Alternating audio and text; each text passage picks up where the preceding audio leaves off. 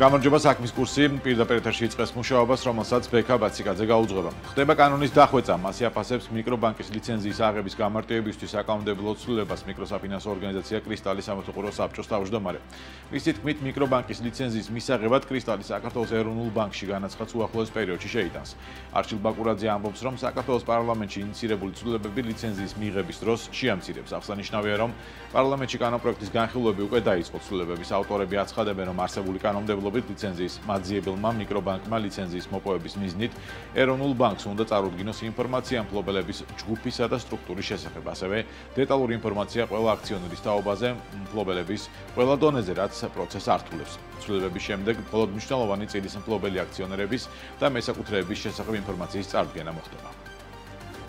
ჩვენ უკვე ვართ მზად, ჩემი დიდი იმედია და ყველა ამაში ჩართულია, ყველა ძალიან მნიშვნელოვანი მხარე, რომ ჩვენ მალე მოვიპოვებთ საბანკო ლიცენზიას, მიკრობანკის ლიცენზიაზე საუბარი, ხო? და უკვე გვექნება საშუალება, რომ მოვიმსახუროთ სრულფასოვნად და საშუალებით ფორმალურად განაცხადი გაკეთებულია უკვე არჩილ მიკრობანკზე. უახლოეს მომავალში გავაკეთებ. გაკეთებ და უკვე დაიწყება პროცედურები. სამართლებრივი პროცედურები მიდის, კანონი იხვეწება.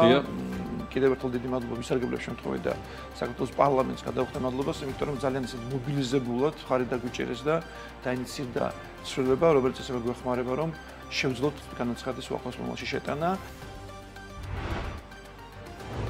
როგორც შეიძლება მასწავლებელთა სახელმწიფო ანაზღაურება სახელმწიფო პოლიტიკასთან დაკავშირებით დღეს განათლებისა და მეცნიერების მინისტრი ბრიფინგს გამართავს. მთავრობას დაანონსებული აქვს, რომ 2024 წელს განათლების სამინისტროსთვის დამატებით 9 მილიარდი ლარი გამოიყოფა, საიდანაც 160 მილიონი მასწავლებლების ხელფასების ზრდას მოხმარდება. 15 ნოემბერს საქართველოს ფინანსთა მინისტრმა ლაშა ხუციშვილმა 2024 წლის ბიუჯეტის წარდგენისას თქვა, რომ 2024-25 სასწავლო წელს სრულ განაკვეთზე დასაქმებულ მასწავლებელთა ანაზღაურება საშუალოდ 500 ლარით გაიზრდება და 1900 ლარს გადააჭარბებს, რაც ერთ წელიწადში ხელფასის დაახლოებით 35%-იან ზრდას ნიშნავს. გარდა მასწავლებლების ხელფასისა 2024 წელს გაიზრდება სკოლების ადმინისტრაციული პერსონალის და მანდატურების ხელფასებიც. ბრიფინგს ესწრება ჩემი კოლეგა ელენე გოგბერაშვილი და მეტი დეტალით შემდეგ გამოშვებებში შემოგვიერთდება. საქართველოში დღეს შავი პარასკევია, წელს რიტეილერებს გასულ 2022 წელთან შედარებით უფრო მეტის მოლოდინი აქვთ, როგორც მათი ნაწილი ამბობს, ფასდაკლებების კვირეულში წლევანდელმა მაჩვენებლებმა გასული წლის ნავაჭრის მოცულობას უკვე გადააჭარბა. რიტეილ სექტორისთვის წელს მთავარი გამოწვევა სეზონური საქონლის ამოყიდვა იქნება, რომლის მარაგები ზამთრის სეზონის გვიან დადგომის გამო გაუყიდავი დარჩა. რამდენად რეალური ფასდაკლებები გამოაცხადეს წელს რიტეილერებმა, რას ამბობს მომხმარებელი და როგორია გაყიდვების დინამიკა საქართველოში 2023 წლის შავ პარასკევს. ანუკა ჯოხაძე ჩაგვერთვება შეფასებების შემდეგ გამოშვებებში.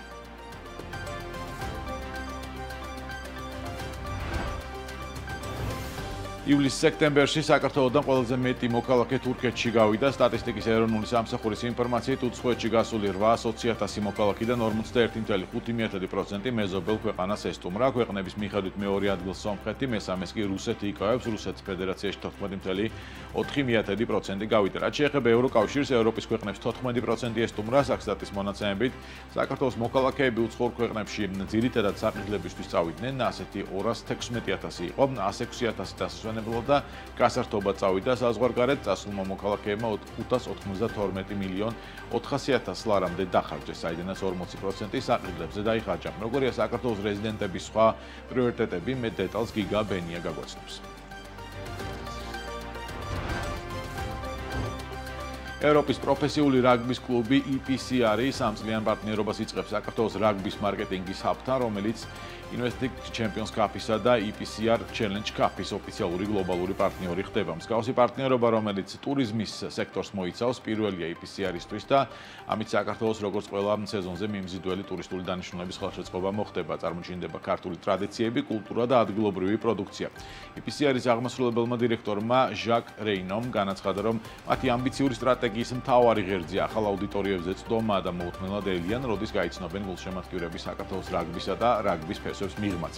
რას მოგცემს აღნიშნული პარტნიორობა და რა პროექტები განხორციელდება მის ფარგლებში, საქართველოს რაგბის კავშირის ვიცე-პრეზიდენტი ნიკოლოზ ალავიძე იქნება საქმის კურსის სტუმარი 15 საათს და 30 წუთზე.